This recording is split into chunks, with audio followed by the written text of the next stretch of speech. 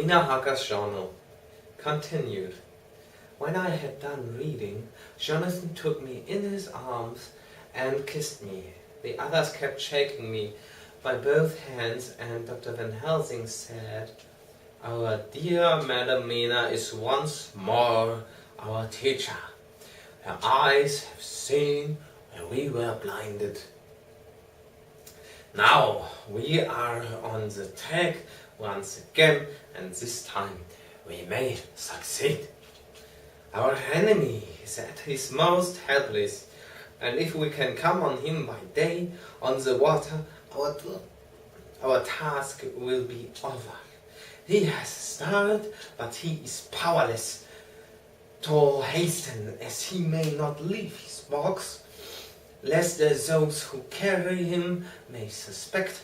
For them to suspect would be to prompt them to throw him in the stream where he perish. This he knows and will not.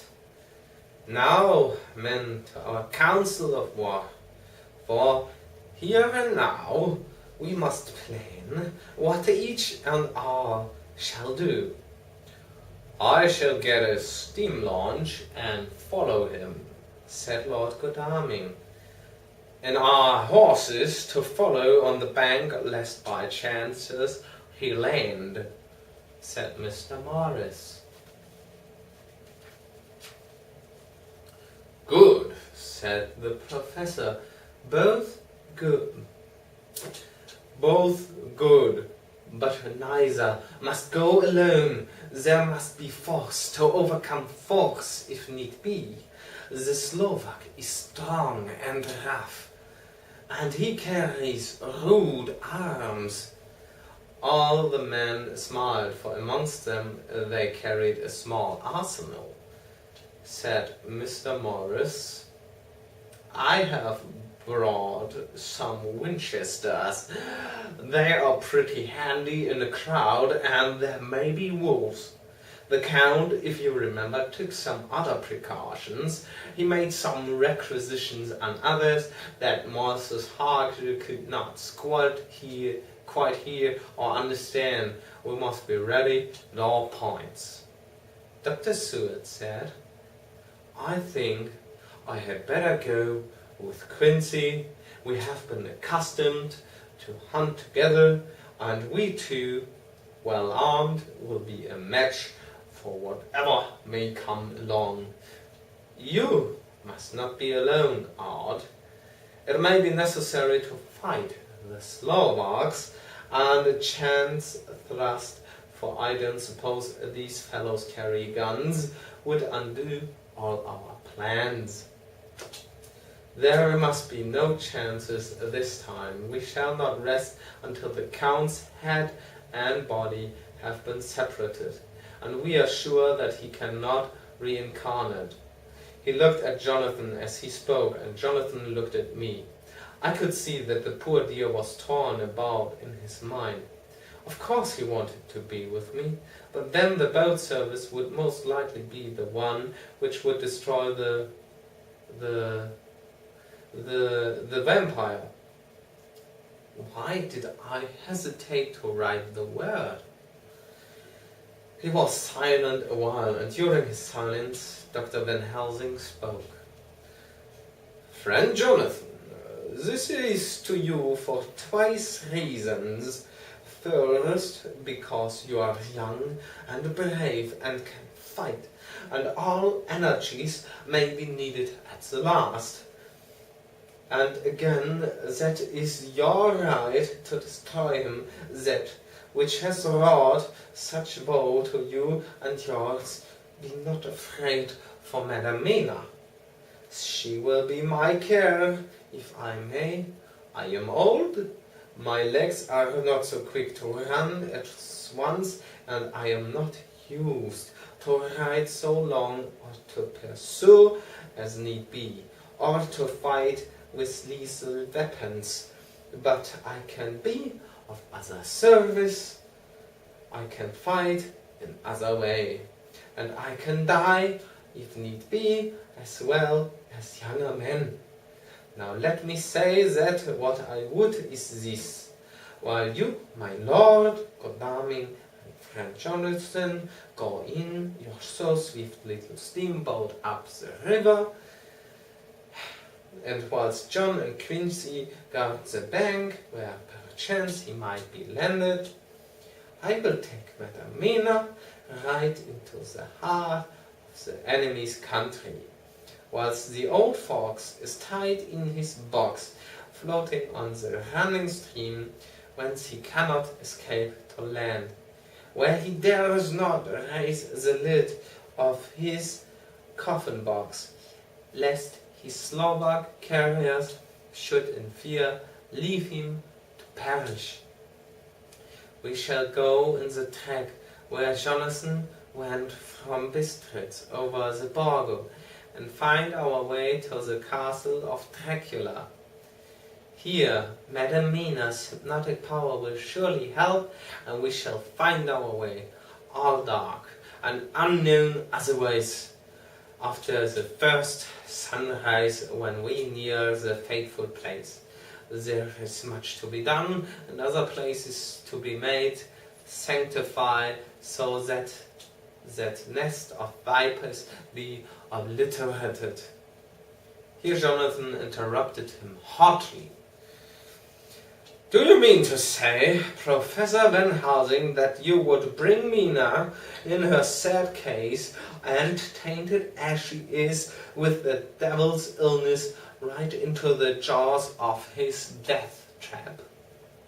Not for the world, not for heaven or hell. He became almost speechless for a minute and then went on. Do you know what the place is? Have you seen that awful den of hellish infamy, with the very moonlight alive with grisly shapes, and every speck of dust that whirls in the wind, a devouring monster in embryo? Have you felt the vampire's lips upon your throat? Here he turned to me, and as his eyes lit on my forehead, he threw up his arms with a cry. Oh my God! What have we done to have this terror upon us? And he sank down on the sofa in a collapse of misery. The professor's voice, as he spoke in clear, sweet tones, which seemed to vibrate in the air, calmed us all. Oh, my friend, it is because I would save Madam Mina from that awful place that I would go. God forbid that I should take her into that place. There is work, wild work, to be done there that her eyes may not see. Women here, all save Jonathan, have seen with our own eyes what is to be done before the place can be purified. Remember that we are in terrible straits.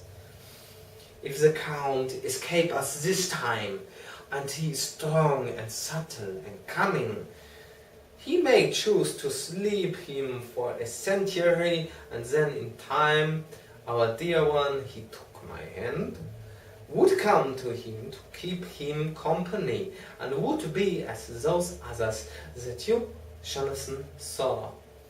You have told us of their gloating lips. You heard their ribald laugh as they clutched the moving bag that the Count threw to them. You shudder, and well may it be. Forgive me that I make you so much pain, but it is necessary. My friend, it is not a dire need for the which I am giving, if need be, my life. If it were that anyone went into the place to stay, it is I who would have to go to keep them company. Do as you will, said Jonathan, with a sob that shook him all over. We are in the hands of God.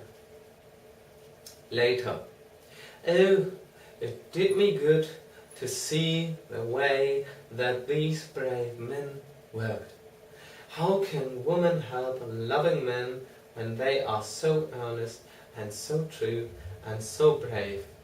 And too, it made me think of the wonderful power of money. What can it not do when it is properly applied, and what might it do when basely used? I felt so thankful that Lord Godalming is rich, and that both he and Mr. Morris, who also has plenty of money, are willing to spend it so freely. For if they did not, our little expedition could not start, either so promptly or so well equipped as it will within another hour. It is not 3 hours since it was arranged what part each of us was to do. Now Lord Godalming and Jonathan have a lovely steam launch with steam up, ready to start at a moment's notice.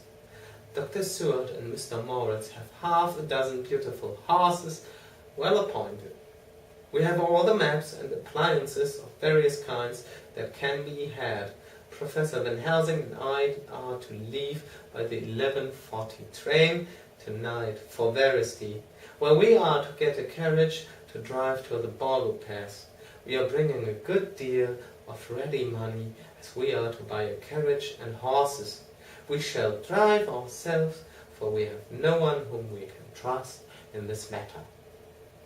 The professor knows something of a great many languages, so we shall get on all right.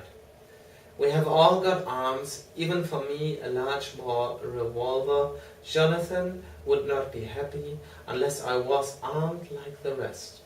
Alas, I cannot carry one arm that the rest do. The scar on my forehead forbids that. Dear Dr. Van Helsing comforts me by telling me that I am fully armed, as there may be wolves. The weather is getting colder every hour, and there are snow flurries which come and go as warnings. Later. It took all my courage to say goodbye to my darling. We may never meet again. Courage, Mina. The professor is looking at you keenly. His look is a warning.